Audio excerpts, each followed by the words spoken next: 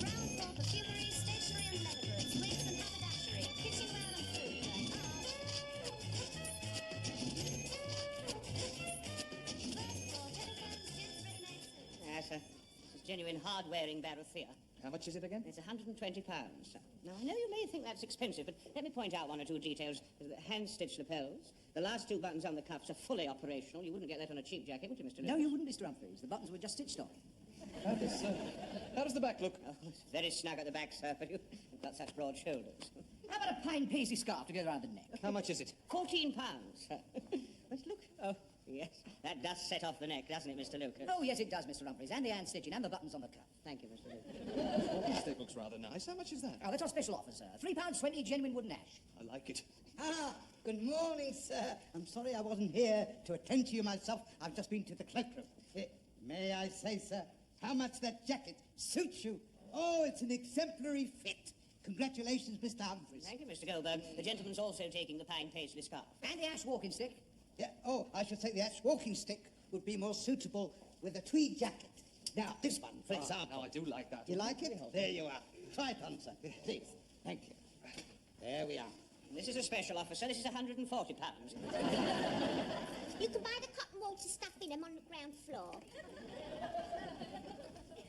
Miss Barnes? Yes, Captain Peacock. There's still no sign of Mrs. Slocum. Well, she said she might be late this morning on account of she's shifting her flat. You should have given her the day off like she asked. She's going to be in a right state when she gets here. Good morning, Captain Peacock. I'm sorry I'm late. Oh, pussy, do be a good. Oh, the removal men have only just left. I see you followed the van with your old cockle in it. I was lucky to get a van at all with these lightning transport strikes. Mrs. Slocum, there is a strict rule that staff may not bring pets to the store. Well, you know how clumsy those removal men are. I'm not having them handling my pussy. And if you take my advice, you'll keep away yourself. She's in a very disturbed state. I happen to be very good with animals. Hello, little pussy. Well, I did warn you. It bit me. Well, she hasn't had her breakfast yet. I suggest you put your menagerie out of sight and keep it there. Oh, Miss Brahms, would you take them into the fitting room? Don't be frightened, little pussy. It's only your Auntie Shirley. Oh! After taking the weight off your mind, have completed your removal. What do you mean completed it? All I've done is see the stuff on the van. All they've got to do is dump it. I'm the one that's got to sort it all out. I should have had 3 days off for this. Believe me, I tried, but Mr. Rumble wouldn't hear of it. Ladies' intimate apparel.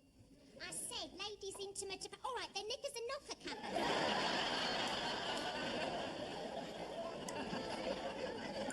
Mrs. Slocum, supervisor, may I be of any assistance?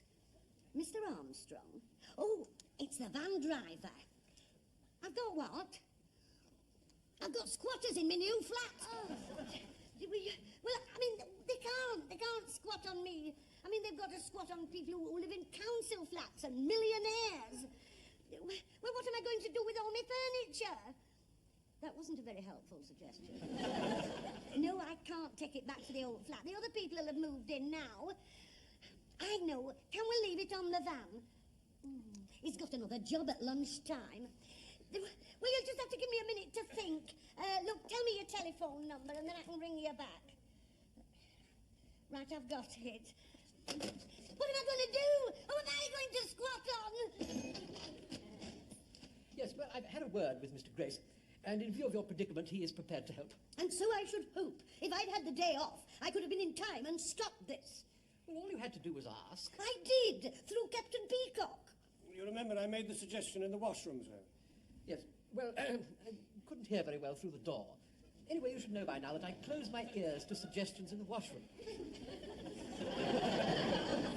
However, in view of the mix-up, young Mr. Grace has agreed that you may store your effects in Department 5B, which is on the top floor. It's vacant at the moment, pending refurbishment. Oh, thank you, Mr. Rumble. I'm very grateful. Well, the contractors don't start work for a couple of weeks, so that should give you time to get yourself sorted out. Oh, that's very kind of you, Mr. Rumble. Well, although we're a large organisation, we top executives do have hearts. Oh, yes, I can see that. Well, I must tell the van driver where to deliver. May I use your phone? Certainly not. Use the call box by the lift.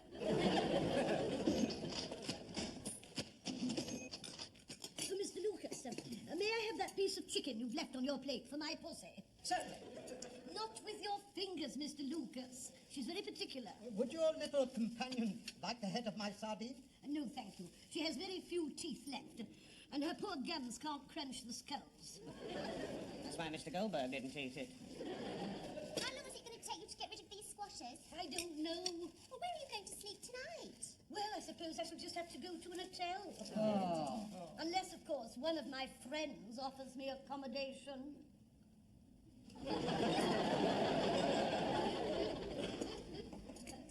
Well, of course, I'd help anybody out if they were stuck. I'd like to ask you to my place, Mrs. Slocum. Oh, thank you, Captain Peacock, indeed, James. Unfortunately, my wife is away visiting her sister, so we'd be alone in the house and there might be a lot of talk. From all accounts, that's all there would be. Well, we have a spare room. Thank you, Mr. Goldberg.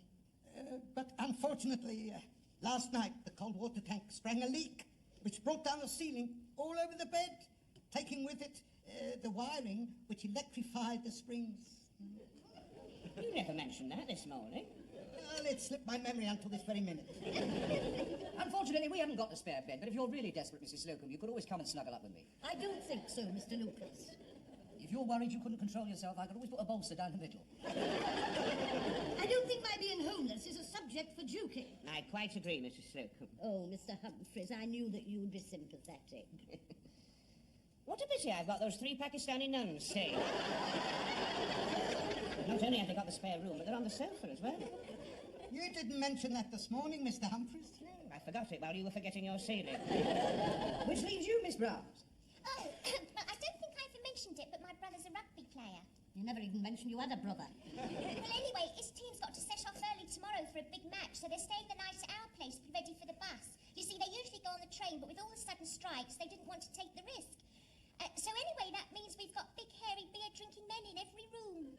Oh, well, I've got the answer to that. Why don't you and Mrs. Slocum go and have Mr. Humphrey's bed and he can have yours? I can just picture it brought down by a flying tackle as I take my teddy to the bathroom. Excuse me, Mrs. Slocum, your goods and chattels has just arrived and it's on the way up on the goods lift. Our men have been working right through to lunchtime, so if you could see them right with money, Oh, yes. I'd better go and supervise. It's a terrible thing to have happen at her time of life. I don't think you showed up very well as friends. I rather feel that mine was the only genuine excuse. What are you talking about? We really have got 15 rugby players staying the night. Well, mine was nearly true. I mean, there will be nuns by the time we get to the fancy dress party. What are you going as? Well, I'm not sure. I discussed it with them. I might go as the Pope, but I won't know for certain till I get to the end of our road and see whether there's black or white smoke coming out my chimney. Thank you, madam. If you want to change the garment, just bring it back with the receipt. Oh, well, thank you. Mrs. Slocum, you've been about 2 hours. It really isn't good enough. Well, I had to sort my things out. You found anywhere to stay yet? No, but I've had a marvellous idea. There's plenty of room. I'm going to stay in my flat. You haven't got a flat. Oh, yes, I have. There's lots of room on that floor. So, instead of piling my things up, I've set them all out just like they were at home. There's everything up there. Water, gas, plugs. It's self-contained. You mean you're going to stay here in the store? Why not? What do you think they'll let you? I'm going to ask Mr. Grace personally. All you've got to do is flutter your eyelashes and cross your legs. And he's like putty. Well, at his age, he's like Patty all the time. Still, if you're going to try fluttering your eyelashes, you better have these Cleopatra extra long deloops. What do you want? Someone to see Mr. Grace. You can't disturb him now. I'm exhausted, just trying to get him to sleep. But it's very important. Well, on your own head be it, but wake him gently.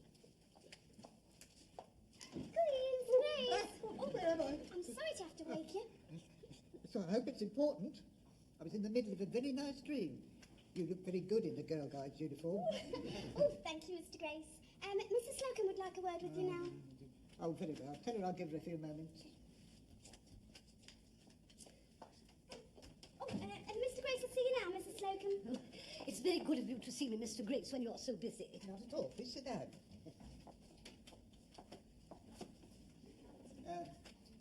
What can I do for you? You want a rise, I see. No, Mr. Grace, you don't understand. It's not that what I came for. Good, because I wasn't going to give you one. No, I want permission to sleep on your premises. You're very determined about this rise, aren't you? Oh, very well. You can bring one small bag and your nightie, And I have to go very early in the morning before the servants come. No, Mr. Grace, you don't understand. You see, this...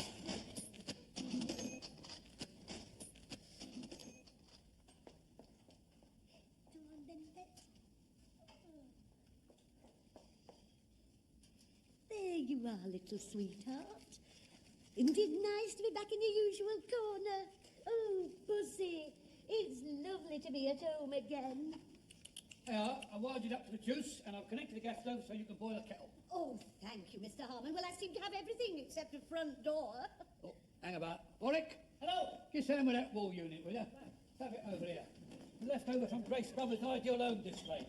Give it to me. Can you manage? Yeah. Or shall I fetch up Tia Bolt to give you a hand? You can manage, can you? Oh, you've eaten a bit with Stafford, you see. Oh, isn't that lovely? Now I've got somewhere to put my doormat. There's somewhere to put the cat out as well. How many pints of milk do you want in the morning? Well, they don't deliver up here, do they? I'll fetch it up from the canteen for you. Oh, Mr. Harmon, that is good of you. Right, I'll be off then. Well, I'll just see you out. Yeah, right, bye-bye. Bye-bye.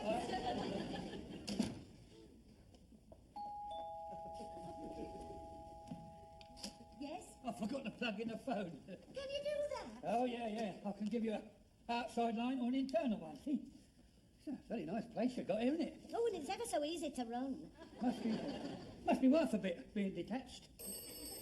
Whoever can that be? I didn't give anybody my number. Mrs. Slocum's residence, Arm the butler here. Yeah, it's Mr. Rumbold for you. Hello? Mrs. Slocum, I'm quite aware that young Mr. Grace gave you a tea break so that you could arrange your domestic affairs, but I have called a staff meeting here in my office. If you could be here, I'd appreciate it. Certainly, Mr. Rumbold. Well, I better hurry. He sounds right ratty. Are we all assembled? Except Mrs. Slocum, who's been absent for most of the day. Telltale tit. I'm sorry to keep you waiting. Was it necessary to wear your hat and coat to come down from the 5th floor? It's very chilly in the goods lift. I hope this isn't going to take long. I've left my front door on the latch. Yes, well, I'm sorry to have to tell you, but the train drivers are going out on strike, and the bus drivers are probably going out in sympathy. Well, it's nice to know they've got sympathy for someone. Be that as it may, young Mr. Grace has agreed to close the store early to enable you all to get home before everything shuts down. That's very generous of him, sir. May we thank him personally? I'm afraid he went home half an hour ago. Your taxi is here, Mr. Rumbold. Oh, thank you very much. Well, good luck, everybody. Mr. Rumbold, are you going my way? I'm sure you'd be the first to know if he was. And I've only got to go upstairs to my flat, put the kettle on, and have a nice cup of tea in front of the fire with my pussy. Isn't it lucky that none of my friends had the problem of giving me accommodation?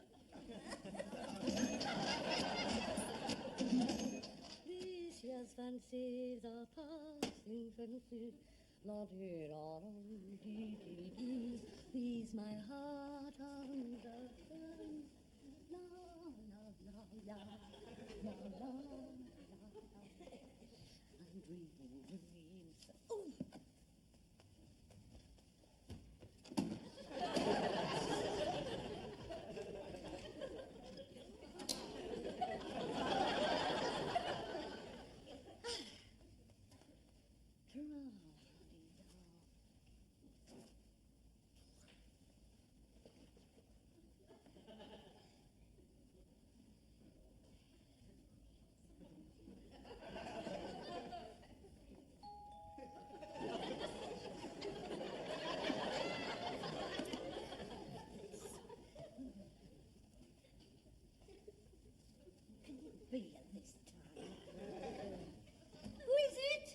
It's me, Mr. Humphrey. But I'm in my nightie. Well, I can see that. Oh, just a minute then. I'm sorry to be so long, but you can't be too careful now.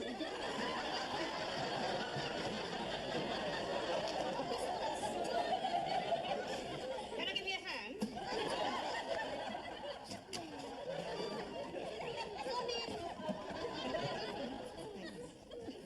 You hang your hat and coat up there. Oh, thank you very much. Now then, would you like to come into the parlour? Oh, I say. Well now, what brings you to these parts? Well, I I got on the bus, and we'd only gone about 200 yards, and the conductor became very sympathetic and said to us, get off. So I thought, well, I'll just pop in and see Mrs. Slocum before I start my long 15-mile lonely walk home. Well, I suppose you could always use my spare room. On the other hand, of course, there might be talk. I don't think so, not in my case. Go on, then. Put your feet up, I'll make you a nice cup of tea. Do you know, that's just what I could do with. You're quite different, aren't you, when you're at home to when you're in the store? Behind your counter, you look so stern. And here at home, you're all feminine. Well, I use less makeup at home. Well, wonder. Can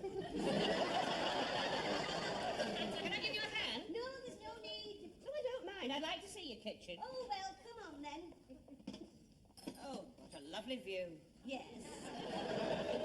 I love the continent. Very compact, isn't it? Well, there's only me, since Mr. Slocum was taken. Was it very sudden? Oh, there was no warning at all. The fraud squad came at 8 o'clock. Well, while the kettle's boiling, I'll just show you to your room. Do you mind leading the way? I've forgotten where the door is. This way. That's the guest toilet, only it's not connected up. Very cozy. Yes, I had a brush salesman staying here. He used to spend hours in there planning his campaigns. It's got a history, then. Well, this is your little room. It has a half queen-size bed. Better than no queen at all. Do you sleep as nature intended? Mrs. Slocum, I've never done anything as nature intended. No, I mean, do you sleep in the all-together? Why do you ask? I've got some pyjamas here. Oh, you've entertained a gentleman visitor before. These belong to the brush salesman. Oh, yes, I can see that by the bristles. That's the jacket. He was a very big man. On top, yes. Look, it didn't have a right lock down below.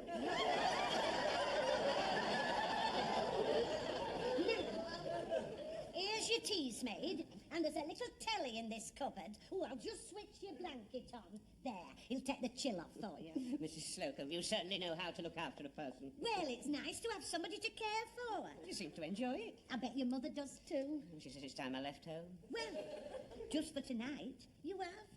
Yes, and the way the buses are going, it might be a week. Oh, a whole week together. Come to think of it, it might not be a bad thing. You know, I was clearing out our attic at home the other day and I found this old calendar called The Week of Love. It said Monday for meeting, Tuesday for talking, Wednesday for wishing, Thursday for touching, Friday, for some reason, had been torn out. Mr. Humphreys, I want you to put yourself completely in my hands. Mrs. Slocum, if you're thinking what I think you're thinking, it's not going to be easy for you. Just pretend you're on a camping holiday with a friend. That wasn't the best suggestion you could make. Here we are. Oh, this is nice. What a lovely bedspread. Those bristles get everywhere.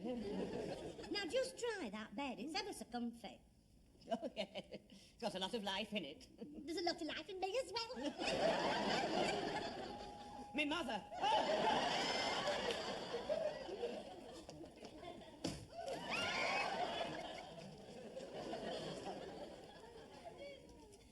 Don't worry. Whoever it is, I'll get rid of him. Oh, it's all right. I haven't read this one. Who is it? Captain Peacock. Well, I'm in my night attire. You'll have to wait a minute until I find my dressing gown. Is it a checked one? Yes. Hanging on the hat stand.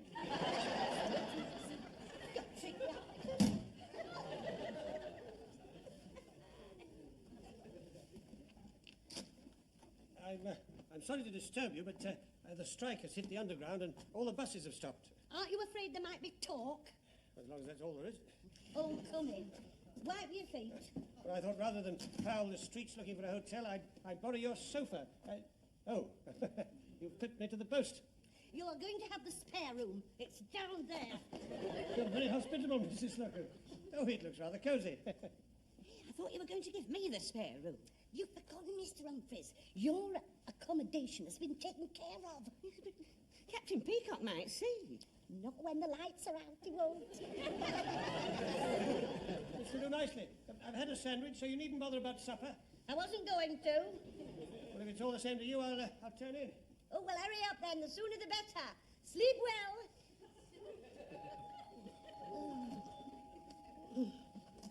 All right, I'm coming. Who is it? It's me, Lucas. Honestly, it's like running a ruddy hotel. Oh, come on in then. Where have you gone? I'm here. Where are you? I'm out here. And hurry up. I'm in my night attire. I can't work the lock. Pull it up. Come in, wipe your feet. I know. You can't get home and you want to spend the night. Well, fate does seem to have thrown us together, Mrs. Slocum. Oh, no, it hasn't. You can sleep in the spare room with Captain Peacock. That's all right. I'll sleep on the sofa. On second thoughts, I'll sleep with Captain Peacock. Listen, I haven't eaten all day. I suppose a bacon and egg is out of the question. How did you guess? I thought it might have been. I'll just lie down and have a quiet rumble.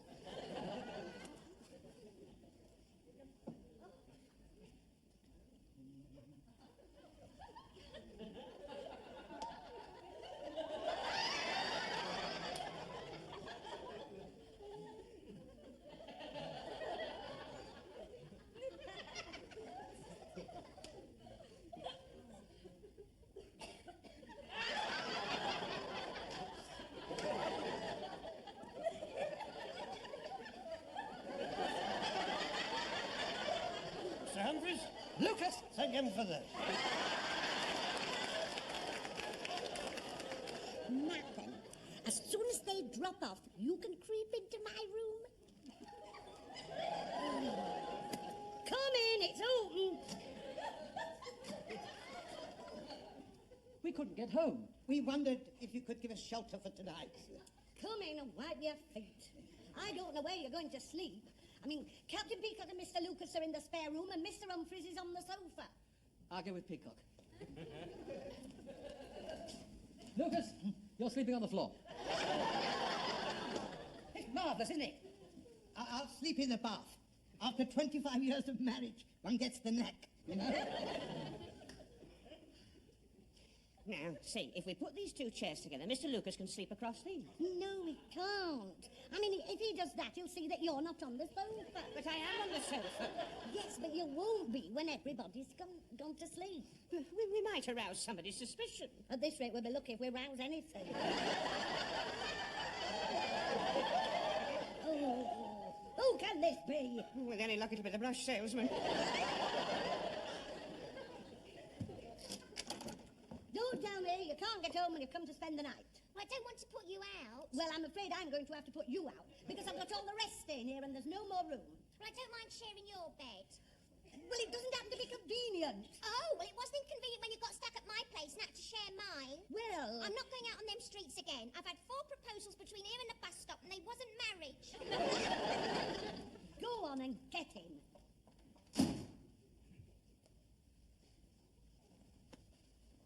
I've got to share with Miss Brown's. Oh, I see. Are you disappointed or relieved? I'm neither one way or the other.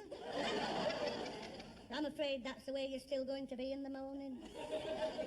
Oh, well. Good night, chicken. Hope you don't snore.